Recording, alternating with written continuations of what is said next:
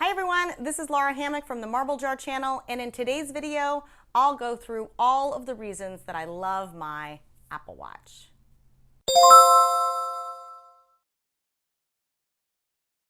So my husband and I both get big Christmas presents from his parents each year, which we are instructed to choose, wrap, and put under the tree. 2 years ago, we both got Apple Watches.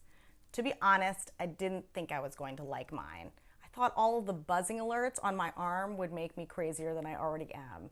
At best, I thought it would be kind of superfluous since I already had a phone. Turns out, I was wrong.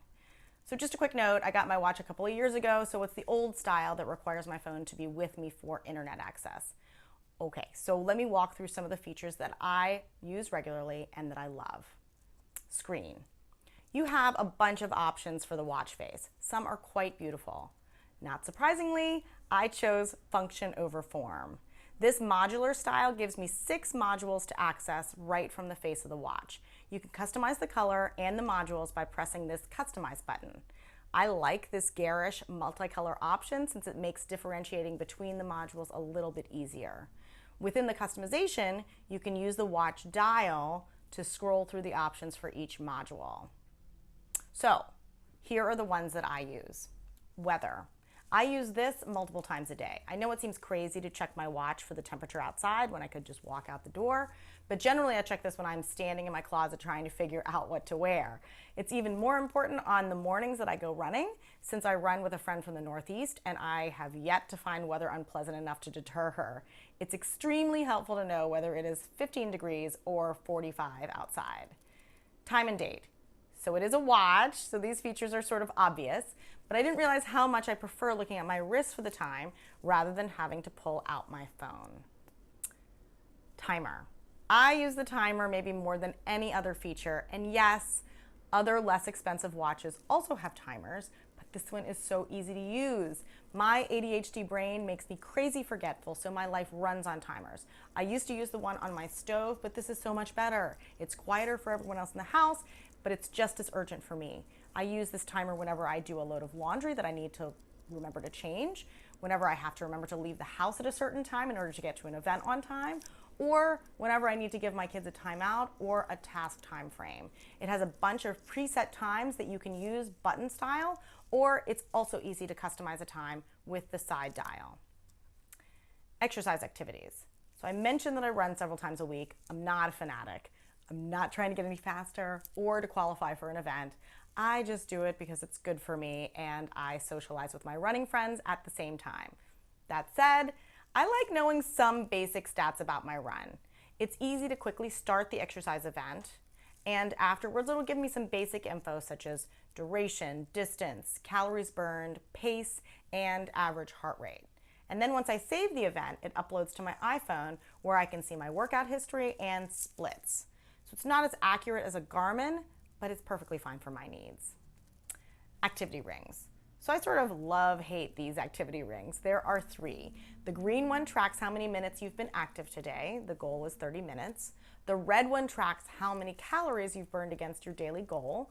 And the blue one tracks whether you are standing enough. So the watch wants you to stand for at least 12 hours a day. And just standing up doesn't quite do it. I've yet to totally figure it out, but walking briskly around for a minute or 2 seems to do it.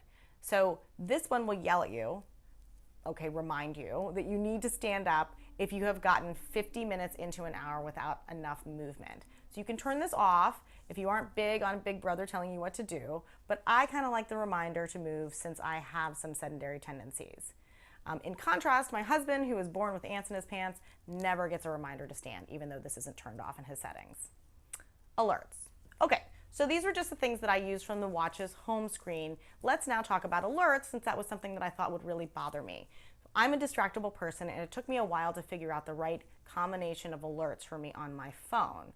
With this watch actually attached to my body, I thought I would be an attention slave to every ping or buzz.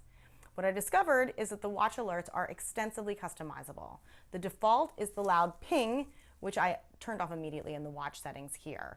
Now, any alert just gives a haptic buzz, which is noticeable to me, but not to anyone else. Most of the customizing in this area has to be done in the iPhone app that controls the watch. So here it is. If I go into sounds and haptics, you'll see that I've adjusted the haptic strength. So haptic is just a fancy word for a buzz that you can feel, to high, and I've turned on prominent haptic. Then within the notification screen, you can go through each watch app and determine how you want to be notified. So in most cases, you can choose to mirror the choices that you've already made on your phone, or you can customize them. So let's go through a couple of the decisions that I made. For emails, I choose to get no alerts here. I would go absolutely crazy if I got an alert for every email that hit my inbox. I also have this turned off on my iPhone. Texts. Now I do get notifications for texts. I get a haptic vibration and I get a visual alert. So here's what that looks like on my watch. I actually like this so much more than I thought I would. My kids tend to text me, so if I'm out to coffee with a friend, I can keep my phone in my purse and still know immediately if there's an emergency. And people react way differently to you checking your watch versus you checking your phone. Plus, it's much harder to get distracted by other stuff if you're just checking your watch quickly. Also, I can be at a party and I don't have to carry my phone around with me if my kids are home by themselves. It's great. So for a text, you can respond back with an emoji or a boilerplate text, and you can customize these options into your own language frequent responses, or you can use this handwriting feature. So I definitely have used this handwriting feature in a pinch. It forces you to be concise. For example, here's me writing fine. Phone. So you can take calls on your watch. I love this also. The sound quality isn't great, and holding up your arm to speak into it is tiring, but I can answer my phone on my watch from upstairs in my house and then run downstairs and take the rest of the call from my phone. News. I actually like getting news alerts on my watch. That way when I'm head down doing some project all day, at least I'll have some warning if the world is about to blow up. And reminders.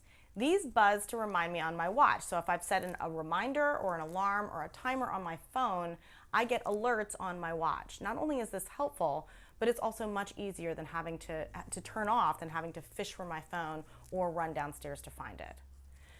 So there's one other thing that I use frequently on my watch, and that is the controls for music, audiobooks, or podcasts, which I listen to a lot. Whenever you are playing something on your phone, you get a watch screen that allows you to pause or play, or my personal favorite, rewind or fast forward by 30 seconds. So it turns out that I like my watch so much that I only take it off to charge at night. In fact, I recently bought a fancy band so that it doesn't look super out of place when I'm more dressed up. Not that that ever really dissuaded me from wearing it. So let me know what you think. Comments are always appreciated, and thanks for watching.